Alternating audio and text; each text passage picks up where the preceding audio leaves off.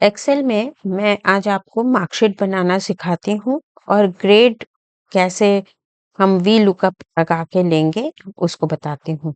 तो चलिए, मेरे इस शीट में नेम है, ऑपरेटिंग सिस्टम एक सब्जेक्ट है, इंटरनेट और टैली 3 सब्जेक्ट है और उसका मैं टोटल की हूँ। तो यहाँ पर मैं एक फॉर्मूला लगाई हूँ, सम बी टू मतलब ये वाला सेल से लेके D2 तक को सम करना। अगर आपके पास ये सब्जेक्ट्स और ज्यादा होंगे तो आप पूरा रेंज के साथ उसे सम के लिए अप्लाई करेंगे। जैसे अगर मान लो एफ में आपका टोटल आ रहा है तो यहाँ पर बोलेंगे B2 टू E2 और तब उसका टोटल होगा। तो यहाँ पर चूंकि मेरा B2 से स्टार्ट होके D2 तक है तो उसको मैं यहाँ पर टोटल की हूँ। तो आप सबको दिख रहा होगा। तो ये देखो, ये टोटल हो गया। अब परसेंट निकालने के लिए मैं यहाँ पर की हूँ कि मेरे 3 सब्जेक्ट है और टोटल मेरा E2 में है, तो E2/3 करती हूँ और इसका जो फॉर्मेट है उसको सेलेक्ट कर लेंगे और फॉर्मेट सेल में जाके देखेंगे तो वो फॉर्मेट जनरल में है। अब ये मैं ओके कर दी और ये मेरा ये आ गया। या तो आप चाहे तो परसेंट में भी रख सकते हैं या नंबर में। अब यहाँ पर मैंने डिवीजन निकालना है, तो डिवीजन के लिए मैं इफ कंडीशन लगाई हूँ। अगर मेरे पास 4 कंडीशन है, यानी कि 60 से ज्यादा होगा तो फर्स्ट डिवीजन या 60 के बराबर, 45 या 45 के बराबर या उससे ज्यादा होगा तो सेकंड डिवीजन, और 33 या उसके बराबर होगा तो थर्ड डिवीजन और अन्यथा फेल। तो मेरे पास 4 कंडीशन है, तो मैं यहाँ पर 3 इफ का इस्तेमाल की हूँ। आप ऊपर फॉर्मूला में देख सकते हैं।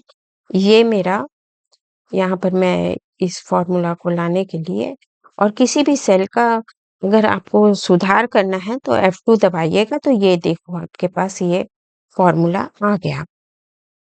ठीक है। हो सकता है अगर आप किसी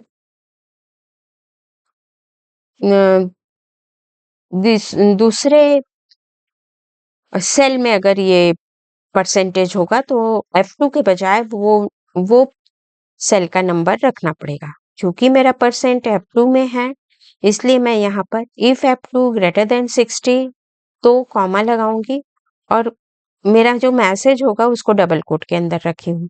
यानी कि फर्स्ट को डबल कोट में रखी हूँ, फिर कॉमा लगाई, फिर दूसरा कंडीशन दी कि if F2 greater than equal to 45 होगा तो मैंने कॉमा, और उसको सेकंड लिखना है तो डबल कोट के अंदर ओपन करके और क्लोज करके लिखेंगे। तो सेकंड, नहीं तो फिर कॉमा लगाई और फिर कंडीशन दी कि if F2 greater than equal to 33, यानी कि 33 से बड़ा या 33 के बराबर होगा, तो हिंदी में बोल रही हूँ, तो के बाद कॉमा लगाई हूँ, तो थर्ड डिवीजन, थर्ड को डबल कोट में लिखी हूँ, नहीं तो फिर चौथा मेरा कंडीशन है कि वो फेल हो जाएगा, और 3 ब्रैकेट ओपन हुआ तो 3 ब्रैकेट क्लोज कर दी। एंटर करूंगी तो वो सेकंड डिवीजन दिखा दिया। यहाँ पर 2 का सेकंड डिवीजन है और एक फर्स्ट डिवीजन है और एक फेल है।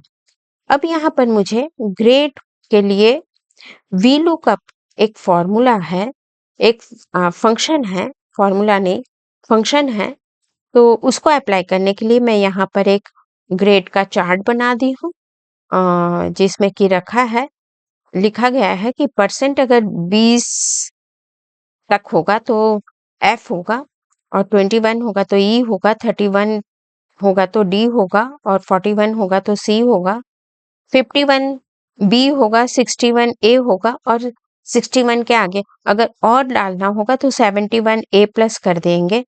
इस तरह से ये बढ़ा देंगे।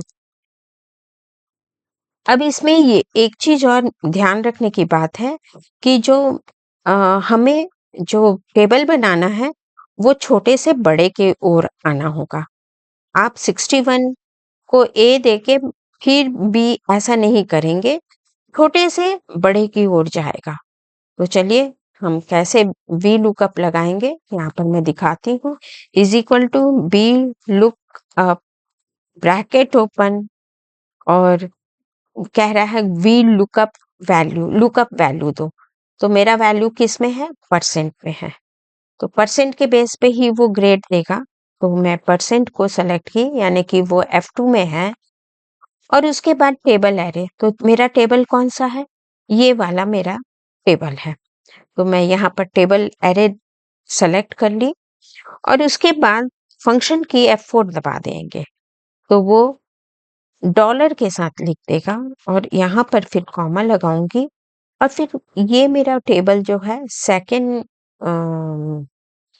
कॉलम में है, यानी कि ये फर्स्ट है और ये सेकंड कॉलम है। तो मैं यहाँ पर 2 लिखूंगी और कॉमा लगा के, यहाँ पर देखिए, यहाँ पर अगर 1 होगा तो अप्रोक्सीमेट मैच होगा, और 0 लिखूंगी तो एग्जैक्ट मैच होगा। तो मैं यहाँ पर 1 लिख के अप्रोक्सीमेट मैच को लेती हूँ, और ब्रैकेट क्लोज करती हूँ और एंटर करती हूँ। तो देखिए ये कितना है? 56, और ये 56 वाला बी में आएगा, और ये आ गया बी में। अब मैं इसको कॉपी करके, तो देखिए आ गया कि ये सी है 48, तो ये 40 वाले लाइन में सी दिए हैं।